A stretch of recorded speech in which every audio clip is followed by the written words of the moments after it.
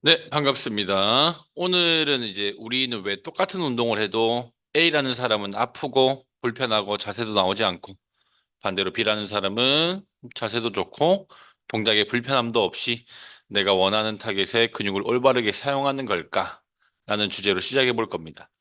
그리고 여기서 얘기하는 운동은 우리가 헬스장이나 필라테스 샵에 가서 하는 운동뿐만 아니라 뭐 걷기, 뭐 계단 오르기, 또는 의자에 앉았다가 일어나기, 뭐 집에서 청소하기 등등 이제 일상적인 움직임을 다 포함해서 말씀드리는 겁니다.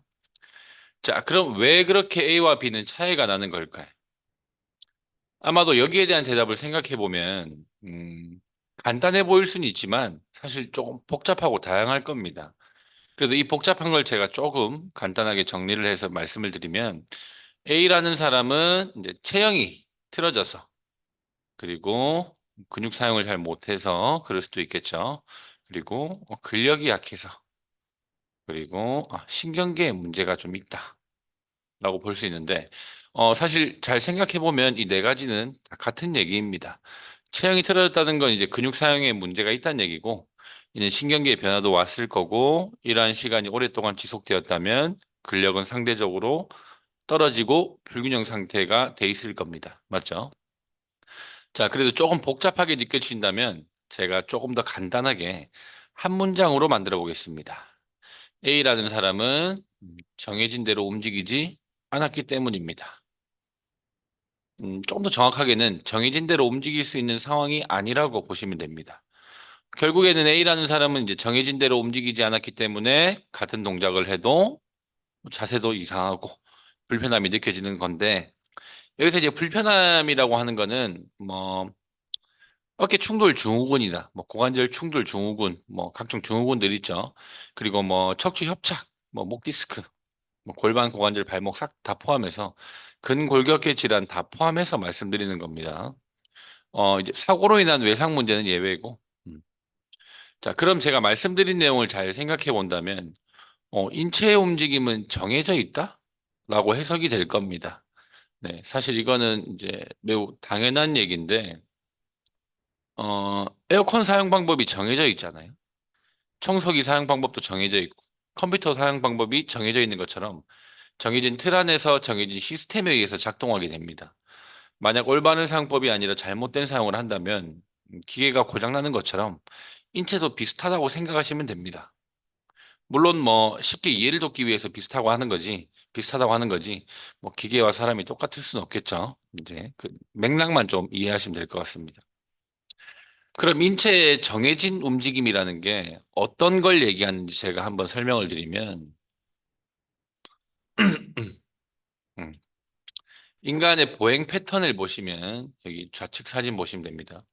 인간의 보행 패턴을 보시면, 이제 스탠스 페이지에서 이제 A에는 힐 스트라이크 부분에서 이제, 티비알리스 엔테리어, 정경골근이죠.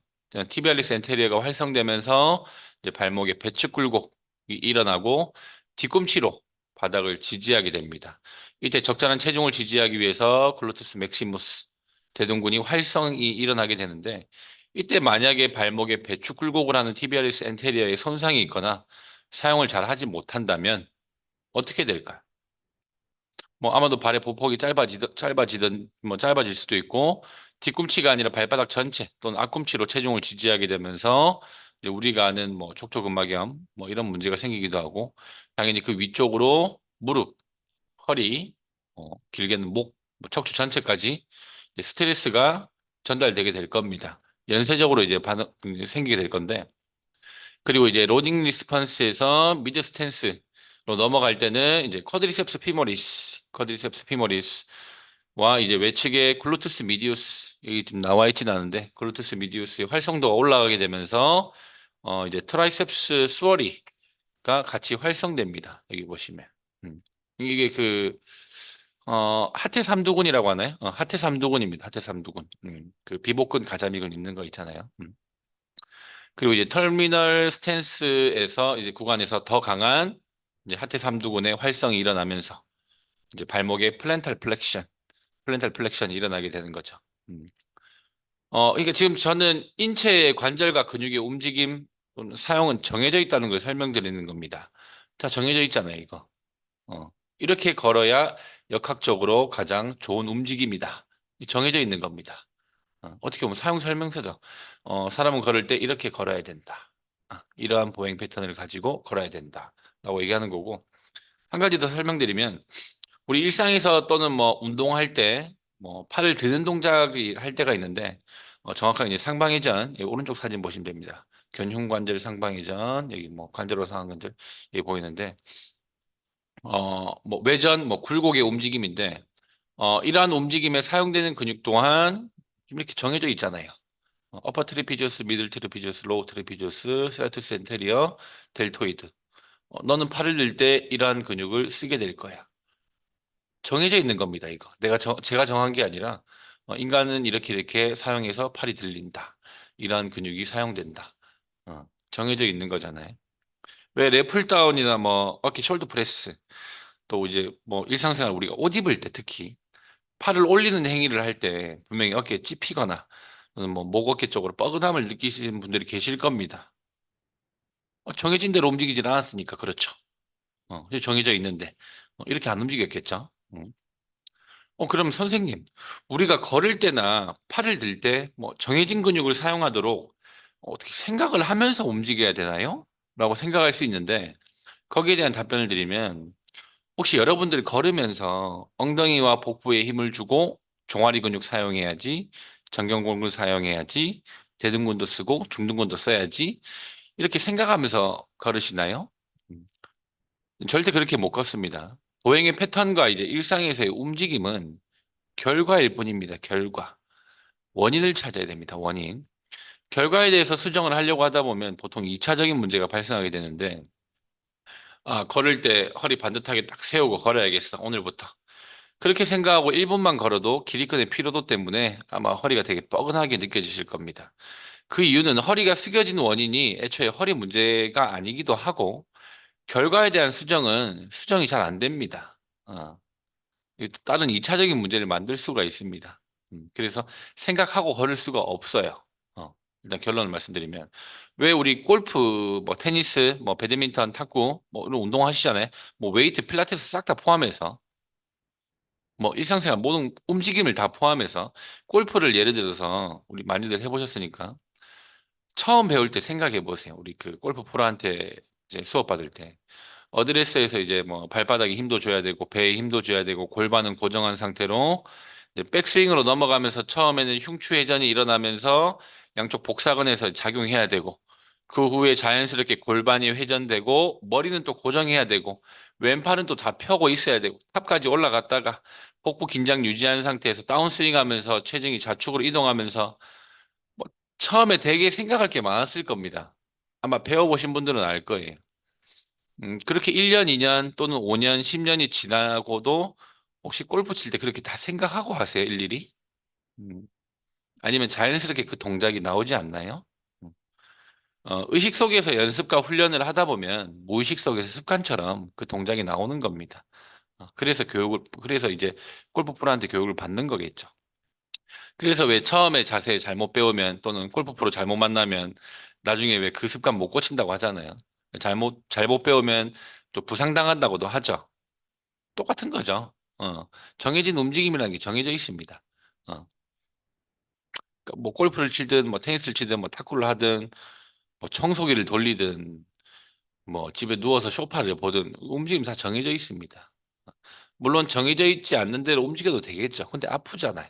어, 그게 이제 문제인 거지. 고장 나는 거죠. 자, 그래서 제대로 교육을 받지 못한다면 그 사람의 움직임 패턴은 더 악화가 될 거고, 반대로 제대로 교육을 받는다면 그 사람의 제한된 움직임이 좋아지는 거죠. 대부분 우리 운동 전문가분들께서 만나는 이제 고객들은 잘못 배우고 와서 이제 저희가 다시 재교육하는 거죠. 맞죠? 재교육하는 겁니다. 이거 이렇게 하면 안 됩니다. 이거 이렇게 해야 됩니다. 그렇게 훈련하다 보면 바뀌는 거예요. 어, 어, 만약 이제 그 걸으면서 진짜 생각하고 걸을 수가 없습니다. 만약 문제가 있다면 그 문제가 무엇인지 찾아내서 거기에 대한 훈련을 하면서 자연스럽게 이제 보행이 편해지는 거죠. 보행은 결과인 거죠, 결과. 움직임은 결과입니다, 결과. 이제 그 역할이 이제 당연히 이제 운동 전문가분들이 이제 찾아가지고 재교육하고 하는 거고. 자, 그럼 인체의 모든 움직임과 근육의 사용 방법은 정해져 있다는 것까지 이해하셨죠? 그럼 왜 우리는 정해진 대로 움직이지 않았을까? 물론 뭐 잘못 배워서 그럴 수도 있겠죠. 근데 아예 운동을 안 해본 분들도 또는 골프를 아예 안 해본 분들이나 뭐 운동을 아예 배우지 않은 분들도 보통 아파서 오잖아요. 음. 왜 우리는 정해진 대로 움직이지 않았을까? 왜 혹시 일부러 걸을 때 뭐 나는 발목 근육은 사용하지 않고 무릎 관절로만 걸어야지? 또는 헬스장에서 등 운동하는데 난 등 운동이지만 나는 팔로 막 다 잡아 당겨야지? 이렇게 일부러 생각해서 하진 않잖아요. 음. 등 운동할 때 등에 힘이 들어오지 않는 이유는 등 운동을 팔로 할 수밖에 없는 이유가 분명히 존재합니다. 아, 등 근육을 사용하지 못하는데 이유가 있는 거죠. 어. 자, 그럼 이러한 불균형 패턴 또는 뭐 잘못된 움직임의 결과가 나타난 이유를 생각해 보면 그 이유도 사실 되게 여러 가지 존재합니다. 근데 제가 짧게 그냥 정리해 드리면 이제 뭐 직업병으로 인해서 이제 잘못된 자세와 움직임 패턴이 한 방향으로 이제 고착화되어서 그럴 수도 있고 뭐 외상도 속하겠죠. 외상도 뭐 그 원인이 될 수 있고 만약 우리가 그 기부스를 했다고 가정한다면 당연히 그 부위는 이제 사용하지 않은 채로 이제 있으니까 그 근육의 기능은 떨어져 있을 거고 당연히 그 일은 반대측에서 계속 하다 보니까 불균형은 계속 생기는 거죠. 어. 뭐 그리고 꼭 기부스가 아니라 어떤 뭐 어디 받거나 뭐 발목을 삐거나 뭐 멍이 들거나 또는 장기간 동안 통증이 지속되게 되면 우리는 그 부위의 사용을 자제하고 반대측으로 그 움직임을 만들려고 하다 보니까 계속 불균형이 생기는 겁니다. 어떻게 보면 그게 시작이 될 수 있는 거죠. 자, 그럼 우리의 역할은 그러한 잘못된 움직임 패턴을 찾아서 수정하는 데 집중을 하시면 됩니다. 맞죠? 그러기 위해서는 사실 기준이라는 게 필요하잖아요. 기준이라는 게 필요한데 A라는 사람이 정해진 대로 움직이고 있는지 또는 정해진 대로 움직이지 않는지를 평가하는 것이 우선시 돼야 되는데 그런 이유로 우리는 다양한 테스트 도구를 활용하게 됩니다. 카톡 이게 소리 죄송합니다. 잠시만요. 좀 끌게요. 잠깐만요. 음. 그러한 이유로 일단 저희가 그 기준이라는 게 필요한데 그 기준을 한번 보면 뭐 스페셜 테스트, 이학적 검사, 피지컬 익스미네이션 그리고 스페셜 테스트, 뭐 또 MMT, 뭐 도수 근력 평가, 뭐 또 FMS 테스트, 뭐 정적 자세 평가, 뭐 근길이 평가, 뭐 등등 뭐 이제 그런 테스트 다 기준이 되는 거죠. 일단 여기에 대해서 짧게 설명을 드리면 일단 첫 번째 이 스페셜 테스트 뭐 또는 이학적 검사는 각 관절에 ROM (Range of Motion) 그 가동 범위와 근육의 기능 뭐 또는 근육의 사용 패턴을 파악하는 테스트입니다. 음. 대표적으로 고관절 뭐 골반을 검사하기 위해서 지금 보이시는 것처럼 오버 테스트, 뭐 패트릭 테스트, 또는 피리포미스 테스트거든요, 이거는요. 이런 테스트들이 있고, 뭐 그 외로 뭐 관절 상태 체크하기 위해서 다양한 스페셜 테스트들이 존재합니다. 그리고 MMT, 도수 근력 평가라고 하는 건데, 이건 이제 개별적인 근육의 근력을 평가하는 방법입니다. 아마 다들 아실 겁니다. 뭐 단순하게 근력이 약하다 강하다를 평가하는 것은 아니고 어떤 불편한 부위의 뭐 어떤 통증 뭐 또는 근육의 긴장의 정도 또 더 나아가서 이제 주동근 뭐 협력근 기란근과의 어떤 불균형에 대해서 어느 정도 예측도 하고 찾을 수도 있습니다. 그리고 근력을 평가한다는 건 이제 신경을 자극하는 거기 때문에 근신경계 검사라고도 불리기도 하거든요. 왜냐하면 근육은 개별적으로 그냥 일을 하는 게 아니잖아요. 우리 신경에서 이제 그 신호를 보내니까 근육이 이제 작용을 하게 되기 때문에. 그리고 이제 개인적으로 큰 장점이라고 생각하는 부분은 이 MMT에서 하나씩 개별적으로 체크를 할 수 있다는 것에 있습니다. 개인적인 생각으로. 하나씩 체크할 수 있다. 왜 앞에 설명드린 이제 스페셜 테스트나 이런 테스트들은 관절의 움직임에 제한이 나올 경우에는 사실 한 가지 근육이 아니라 여러 가지 근육을 생각하셔야 되거든요. 생각할 게 복잡해요. 그러니까 많은 거죠. 저기서 하나의 양성 떴다고, 뭐 패트릭 테스트에 하나 양성 떴다고, 뭐 하나의 문제라고 보기는 애매합니다. 청장 관절의 문제일 수도 있는 거고, 뭐 다양한데, 근데 MMT는 이제 개별적인 근육을 바로바로 체크할 수 있기 때문에 조금 더 구체적으로 확인할 수 있다는 게 조금 장점이지 않을까 싶습니다.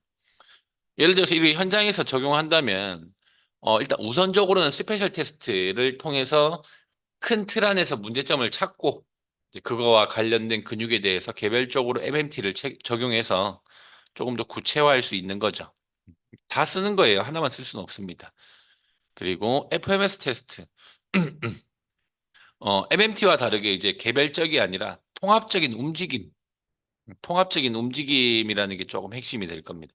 몸 전체의 이제 기능과 이제 가동성을 확인한 테스트입니다. 매우 유명한 테스트죠. 스페셜 테스트와의 차이점은 능동적인 움직임이나 이제 수동적인 움직임이냐의 차이가 있습니다. 맞죠?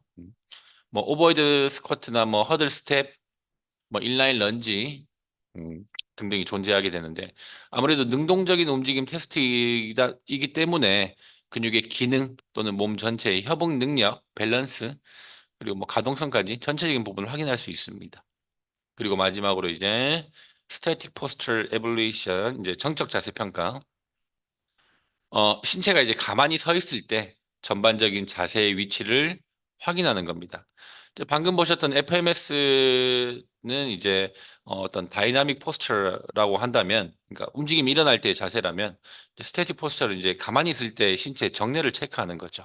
어, 이제 여기에 따라서 이제 뭐 편평등인지, 뭐 구분등인지, 또는 뭐 골반의 높낮이, 뭐 고관절의 회전, 어깨 높낮이, 뭐 한쪽 무릎에 대한 통증 또는 한쪽 발목의 문제 뭐 등등 다양한 문제에 대해서 예측이 가능합니다. 모든 테스트는 다 이렇게 예측하고 하는 거죠. 자, 우리는 이렇게 다양한 테스트를 통해서 이 사람이 기준에 적합한지, 그러니까 기준에 적합한지, 사실 기준이 있다는 얘기는 그냥 정해진 거잖아요. 그래서 움직임은 정해져 있습니다. 음, 기준에 적합한지 또는 적합하지 않은지, 그리고 정해진 대로 움직임이 일어나고 있는지, 뭐 정렬에서 벗어나고 있지는 않는지를 보고 그 기준을 맞춰가기 위해서 다양한 방식으로 우리는 수정하고 훈련을 하게 됩니다. 이러한 문제에 대해서 수정하는 방식은 제가 천천히 하나씩 영상을 업로드할 예정이고, 우선 오늘은 이러한 테스트들이 활용되는구나만 이해하시면 됩니다. 여기까지 제가 정리를 짧게 한번 해드리면, 음, 똑같은 운동 또는 똑같은 움직임이 일어날 때 A와 B가 다른 이유는 뭐 이런 이유가 있다고 생각했지만 애초에 이제 정해진 대로 움직이지 않아서 그랬고, 그 말은 우리 인체의 움직임은 정해져 있다고 말씀드렸습니다. 정해진 대로 움직이지 않는 건 우리가 일부러 그런 게 아니라 이제 직업병, 뭐 외상 등등 평소에 불균형한 자세로 인해서 신경계에 변화가 오게 되고 뭐 근기능의 밸런스가 무너지게 되면서 뭐 그렇다고 얘기했죠. 그래서 이거 한번 보시면 어, 어떤 근육의 불균형이 뭐 짧아진가 약한 그러면 이제 손상된 움직임 패턴이 바뀌죠. 그 자세의 변화가 오게 되는 거고. 그 자세 변화가 아까 보았던 뭐 스태틱 포스처나 다이나믹 포스처에서 이제 차이가 나겠죠. 테스트에서. 그리고 잘못된 운동 프로그램 학습과 운동 학습. 그러니까 운동 움직임이 잘못 이제 교육된 거죠. 그러면서 이제 변화된 관절, 그리고 고유수용성 감각, 그리고 관절의 퇴행과 또 자세 변화가 오는 거고, 통증이나 염증이 생길 거고, 또 거기에 따라서 뭐 계속 악순환입니다. 계속 악순환이에요. 음. 그래서 우리는 이러한 통증의 굴레를 벗어나기 위해서 여러 테스트를 통해서 문제의 원인을 찾고 의식 상태에서 반복 훈련을 하면 이제 무의식 상태에서도 자연스럽게 또는 올바른 또는 역학적으로 효율적인 움직임이 결과적으로 나타나게 되는 거죠. 물론 거기에 맞춰서 훈련을 하는 게 이제 중요하겠죠. 제가 여기에 대해서 이제 골프로 아까 예를 들어 설명드렸잖아요. 자, 일단 오늘의 주제에 대해서는 여기까지 마무리를 하고 다음 시간에 이제 근육 불균형에 대해서 제가 조금 더 디테일하게 영상을 업로드 해드릴 예정인데 근육 불균형이라는 게 막연하게 뭐 밸런스가 안 맞다가 아닙니다. 근육 불균형은 상대적이거든요.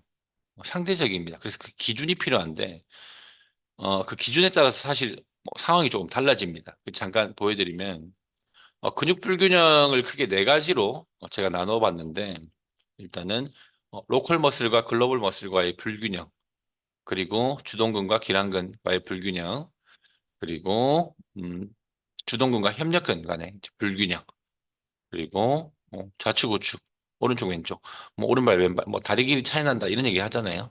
음. 좌측 우측과의 불균형. 여기에 대해서 이제 각각 어떤 식으로 방향성을 가져가야 될지, 음, 또는 어떻게 평가할지, 거기에 대해서 한번 영상을 업로드 할 예정입니다. 일단 오늘 여기까지만 하고 다음 시간에 뵙겠습니다. 감사합니다.